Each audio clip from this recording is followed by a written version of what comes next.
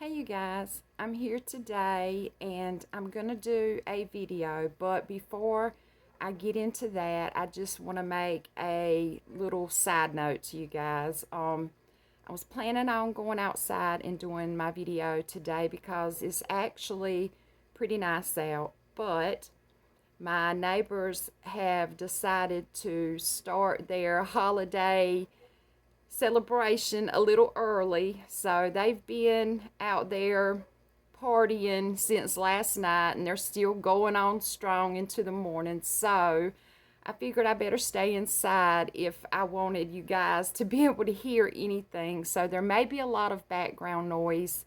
And if there is, I apologize in advance. But let's get into it.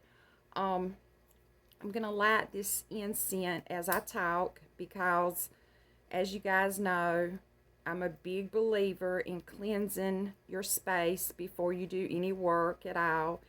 And I consider, just having a discussion on spell work or anything of a spiritual nature, I consider that work because, we're here to teach each other. We're here to grow together and to learn. And that is a form of spiritual work. That is a form of witchcraft, I guess you could say, because, just like the witches that grew up in families of, you know, older witches, they learned from their elders.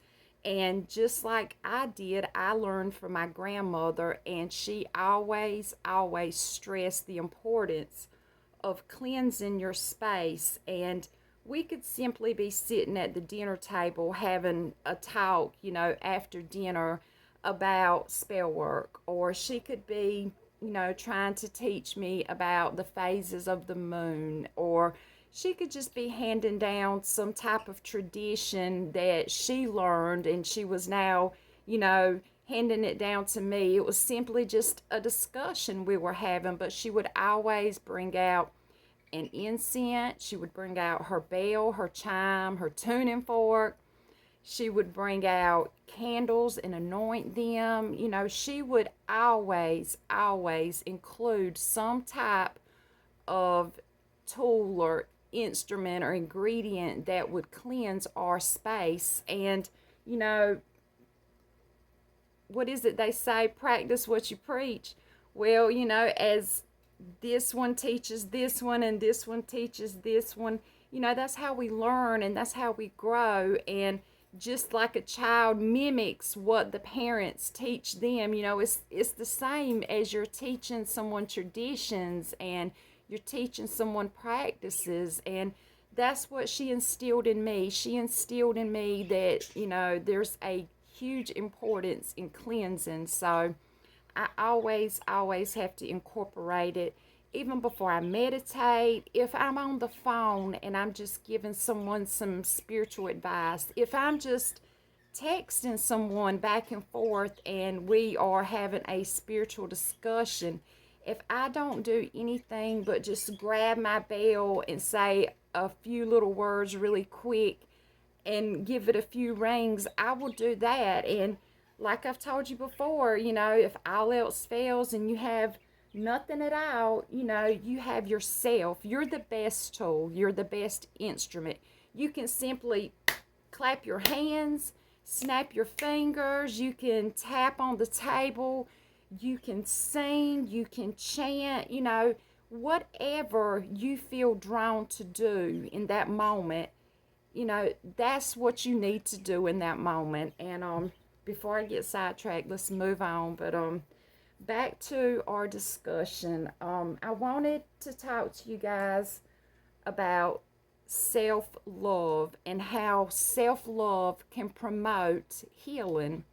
And I'm not talking about healing of loved ones or family or friends. And not to sound uncaring, but we'll get to them in a bit. But for now, for today, we're going to focus on ourselves, because if we don't take care of ourselves, if we don't heal ourselves, if we don't get ourselves right, we can't do anything to help anyone else. So today I want to let's just focus on us.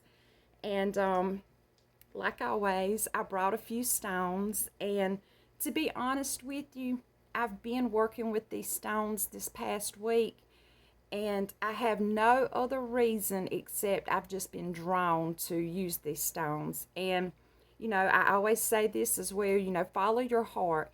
If you feel drawn to do something, then there's a good reason behind it, so follow your heart. And I'm not going to even get into the property of these stones because that's not why I chose them. I chose them because of intuition. So I've got this piece of amethyst. I'm trying to get it where you guys can see it. And it's kind of heart shaped. It's what's known as a twin flame stone. And I'm thinking maybe that's why I chose it, because of the shape rather than the properties or what it is. But I've got that one. And I've got this, and it doesn't look like much from here, but what it is, it's a ruby, and it packs a powerful punch. And this is simply just a little piece of tumbled obsidian. And as you know, any black stone is a great stone to use when you are trying to do anything that you may need to block or remove negativity from. And I think that's probably why I chose the obsidian. And what I want to talk to you about today is, self-healing. And I think that that is one of the most important things that we can do, not just in our craft, but in our everyday life. And actually, I've got quite a few videos out on self-love and self-healing and things like that. And I try not to sound like a broken record, but I know at times I do. But I feel when I repeat something over and over, or I keep bringing a topic back up repeatedly, I really think it's because it's important, and the goddess is kind of, pushing me in that direction. And, I just feel with what I've had going on in my life lately that this would be a good time to talk to you guys, because I try to use things that I'm experiencing. I try to use things that I'm going through because, I'm just a average, everyday girl. And I feel like if I share with you guys what I'm experiencing in life, you may resonate with that. You may get something out of that. And I also want to, get on here and talk and teach someone something, if it's just something that I've learned over the years through books or online, or if it's something that I was taught, by my grandmother. I just want to share that with you guys. And, when I started doing this, I made a little short video, like an introduction video, and that's exactly what I expressed in that video, that, I was doing this because I simply wanted to share and grow and learn, and I wanted to do it together, and I used to say as a community, but as I've done it and the longer that I've talked with people and worked with people, I've started referring to this community as my witchy family, and that's exactly what it is.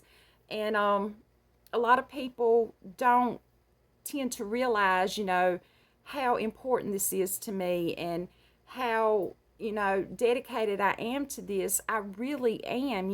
I know that this is no big elaborate production that's going on, but what I share with you is real experiences that I have struggled with. This is things that I have learned growing up, and most of all, this is things that mean something to me, and I'm sharing with you, from the heart. And I just felt kind of drawn to put that out there today. So what I want to start with is speaking on negativity. As you guys know, negativity is the lowest vibrational form of energy in existence. And, just like a child or someone that's envious of something that you've got and they don't have, they want that. And that's the same thing with negative energy. It wants to attach itself to you because you are at a higher vibration. You are living, you're breathing, you have emotions, you have, you know, a great massive flow of energy, going through you. And that's why negativity is always drawn to us. That's why we always encounter these negative situations. And, a lot of people, including myself, I'm, the worst for saying this, but I'll say, I have the worst luck. I'm cursed. I have bad luck. But what it is, it's not necessarily that you have bad luck, it's that you are full of energy, you're full of life. You may not feel like it and you may not recognize it, but you are. Because if you weren't, this negativity wouldn't be seeking you out over and over and over again. I had a mentor of mine to tell me one time that when it came to negativity and negative energies and forces, that I was like a honey drop to them. And what she meant by that was she was saying, I was sweet and I was kind and I had love inside of my heart, and they did not. So that's what they seeked. And if that's the type of person you are, I'm almost 100% sure that you probably run into a lot of negative encounters and a lot of negative situations. But there goes my other earphone, but let's keep going. Speaking on the negativity, it goes hand in hand with another negative energy or force, and that's trauma. And the reason I'm bringing up the trauma with the negativity is because sometimes we experience traumatic events in our life, and I have. And I've shared that with you guys before in the past, and I'm not going to dig deep into this. I may one day, but not today. But as a child and a teenager, I experienced some mental abuse. I experienced physical abuse, and unfortunately, I experienced sexual abuse. And for a long time, I didn't understand. I couldn't find true happiness. I couldn't heal. I couldn't, everything that I tried to do in my life that was good, it just was never good enough to me. It was never enough to fulfill me. And as I got older and, I got a partner, and, lucky for me, my partner, he walks with me hand in hand. He's always by my side. He always pulls me through. And I think everyone needs someone like that in their life. But if you don't have that person yet, if you haven't found that person, if you just don't feel like you can confide in someone, your traumatic experiences, don't, force yourself to do something you're not ready to do. Even though I think it would greatly benefit you, start small. Take those baby steps. And if you just aren't ready to confide in someone, don't do that yet. Work on yourself. And believe me, you are stronger than you think. You can do so much more than what you realize. And it took me such a very long time in my life to realize that. And now here I am in my mid 40s, and I finally get this. I've lived half my life, and now I finally get this. But I decided, just recently, I decided, enough is enough. I put my foot down. I said, I'm not going to continue allowing myself to pay for this, debt that I did not make. I did not ask to be violated in any way, shape, or form as a child. No child does. and even as a teenager, and it took me a long time to realize this wasn't my fault. I didn't deserve that, but it's happened and it's in the past. So all we can do now is, accept it. And if you can offer forgiveness, I suggest doing that, but I'm not completely there yet either myself. But when you begin to give some forgiveness, or you at least start thinking about it or trying to, you're getting there. And when you get there, it will help you. It will help you greatly. But, you know, I could probably make this video into a 10-part series, and I'm not going to do that. But, and I'm kind of all over the place. I usually, take notes and try to get myself in order, but I'm just kind of like flying by the seat of my pants on this one. But I do want to touch on this as far as healing yourself and, doing it through self-healing. Like I said, you've got to have the self-love, and it's hard to love yourself when you have experienced trauma. So I'm going to quickly, touch on a couple ways to do that and the reasons behind it. In my last video, I spoke on the chakra points and energy flow and things like that. Well, I'm a big believer in that, and everything and everyone contains energy. And, the chakras, these are energy centers. They're always spinning, and in order for our energy to flow, they have to continually spin. But whenever we have certain situations to occur, we can get bad habits, we can eat unhealthy, we can not exercise, whatever the reason, we're stressed. These things affect different chakra points, and I've learned over the years that abuse, physical, mental, and sexual abuse, tends to affect your sacral and your root chakra. And what I'm sharing with you isn't absolute 100% fact. This is just my opinion on the matter, what I've experienced and what I've come to believe. So don't come at me if I say something that's not, by the book. Your root chakra. Your root chakra is associated to family. It's associated to feeling grounded and feeling safe. And also, I'm trying to think, I just want to make sure I say it appropriately. As you know, your root chakra is located in the groin area. And of course, that area, it's right there in your private area. So of course, that area is going to be associated with sexual energy.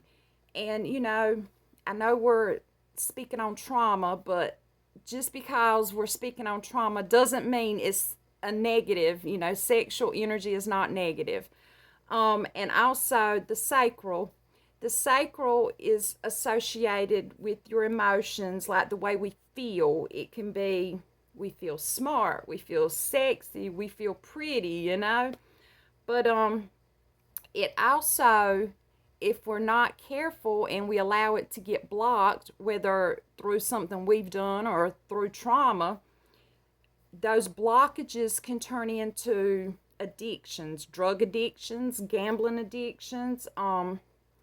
And then there's the whole thing with the sacral and the root being so closely, associated with, our sexual drive, our sexual energy. So when it becomes blocked, either or both of these chakras, they become blocked, we might start having, or we might become promiscuous, having unprotected sex, or having multiple sex partners, or we may even pick up some strange fetishes, And I'm not like trying to shame anyone because I have my likes myself, and they're not always what everyone else is into. But you know if you have a very, very peculiar fetish, it could be due to something that happened in your past and that particular chakra becoming blocked.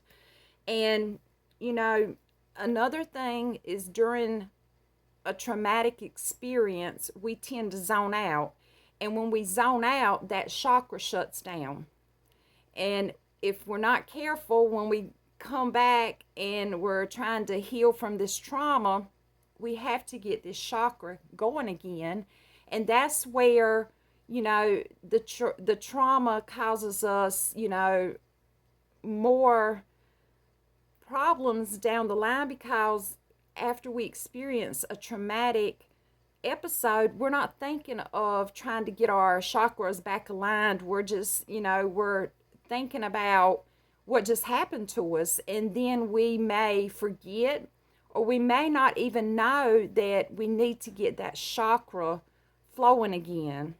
And I said there wasn't going to be a part two, but I guess I told a big fat story because I'm running out of time, and I've just now made it to the point of explaining why we need to get that chakra started back up. So we're going to pick up from here on part two. I'm going to try to get that done today or tomorrow, so it'll be a back-to-back video. And I appreciate you guys bearing with me, because I know this has been kind of all over the place. But like I said, I'm just kind of flying by the seat of my pants. But as always, if you believe, you will receive. Much love, you guys. Till next time. Bye-bye.